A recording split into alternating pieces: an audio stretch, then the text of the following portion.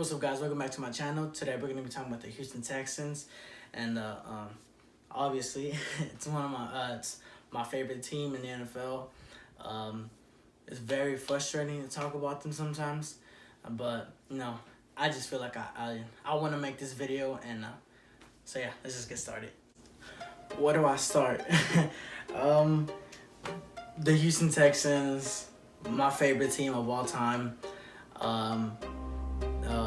I don't know, it's just, there won't be any other team that I'll love as much as I'll ever love this team.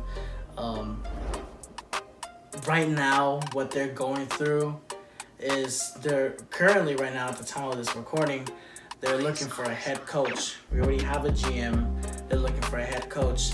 And not only that, our quarterback, Deshaun Watson, in my opinion, the best quarterback in the NFL. He went on a vacation and he found out over ESPN that the Texans have found a new GM. And he was upset about it because he was told and promised that he would be part of the GM search and the head coaching search. So as he was on vacation, the team had called him multiple times and he did not respond to a single phone call, and nobody knew when he was coming back until he was spotted at a Rockets game on the court side with Andre Johnson. And it's been a very crazy time to be a Houston Texans fan, because now there's rumors saying that Deshaun Watson wants to leave. He wants to be traded out to some other team. Now there's a bunch of teams trying to hit up the Texans. I'm like, hey, we can maybe work out a deal.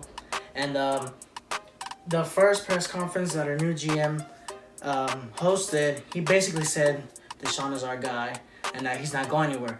Now, as seen by everybody else, the Houston Texans have always seen as sort of a mediocre kind of team. We usually win our division. We win the AFC South, head to the playoffs, win the wild card game, and always somehow manage to lose in the division round. Especially last year when we were actually up 24-0 against the Kansas City Chiefs, and we blew the lead. I don't know what happened. I remember watching it live, and I had a feeling, it just felt like, the Texans are gonna be the Texans. So I was with my family. We had just got out of church, right? And I saw the first touchdown that the Kansas City Chiefs had scored. So I was like, in my head, I was like, oh boy, here we go. And then next thing you know, going into halftime, the Texans are down 24-28.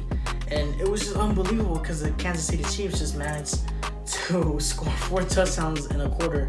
And just, it was crazy. And then they ended up going on a 51-7 run against us. And we ended up losing the game, obviously. And they became the eventual Super Bowl champions. But like I was saying, the main problem in the Houston Texans organization is the management and the money. For example, what I was saying about Dwayne Brown, he was drafted in 2008 and he was getting a little older.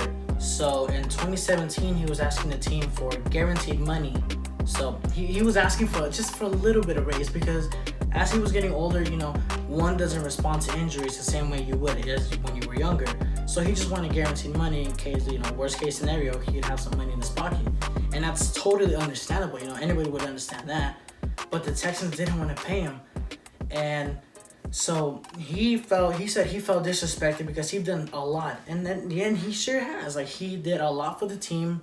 He's been loyal to them for almost 10 years. And then just for the team to just disrespect him like that, he just got up and left. And now he is currently with the Seattle Seahawks. And right now, as well as Dwayne Brown, Jadeveon Clowney, who was an elite pass rusher, all he wanted was to get paid as an elite pass rusher. And the Texans just simply said no. I don't even think they gave him an explanation. They just said, no, we're not gonna upgrade your pay. You're gonna have the same pay and that's it. And they were planning on doing a franchise tag on him, and he said no, it's not. It's just not gonna work out. So at this point, the Texans didn't even try, and he just got same thing. Jadeveon Clowney, he got up, left. He went with the Seattle Seahawks, and I think, if I'm not wrong, he is currently with the Tennessee Titans. And so yeah, same thing. Money problems. Tyrann Mathieu, we got him on a 1-year contract from the Cardinals, and he was so good with the Texans. It just felt right. He got paid 1 year, $11 million, and he, at the time that his contract expired, he was talking to the team. The team talked to him. They were trying to negotiate something, and he wanted a little raise. So he went from 11 to 14 million. No, he didn't want. I don't think they specified how much he wanted, but the team was like, okay, you can stay with us, but we're gonna keep paying you $11 million a year. And I think he was going to accept it until Kansas City hit him up and said, we'll pay you $14 million a year. So he settled with that, and now he's in a 3-year, $14 million contract with the Kansas City Chiefs. And like I said, these 3 players have, they're really good. They were really good with the team. They were real key components for us winning a title. And, it's just disappointing that the team just simply didn't want to pay for them. It's not that there wasn't any money. It's just they don't want to pay. And like I was saying, like, money isn't the problem, because if they managed to pay Brock Osweiler $72 million. Look, let me say that again. $72 million for a quarterback that was absolutely atrocious. I mean, yeah, he took us to the playoffs, right? And we lost to the New England Patriots in the divisional round. And the same year that Houston was set to host the Super Bowl.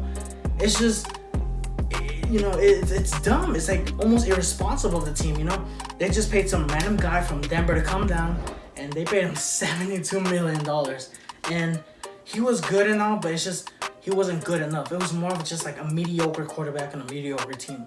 And people would be laughing at us with DeAndre Hopkins, him with Bill O'Brien. They were saying that there was drama going on between them two.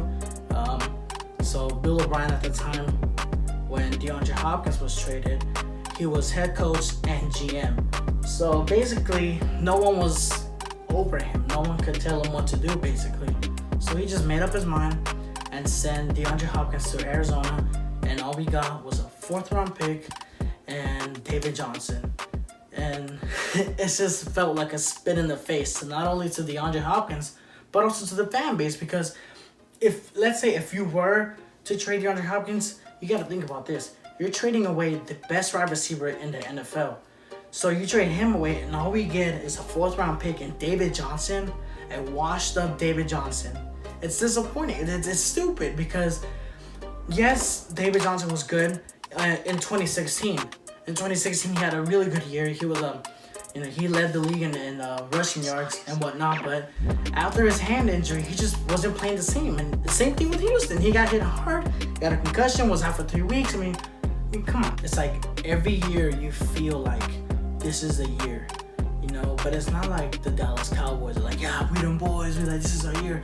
Ours is different, because we felt and we had the players to be an elite team, to go to the playoffs, to go farther than just the division round. Like, we feel like we had the chance to go to the championship game and then the Super Bowl.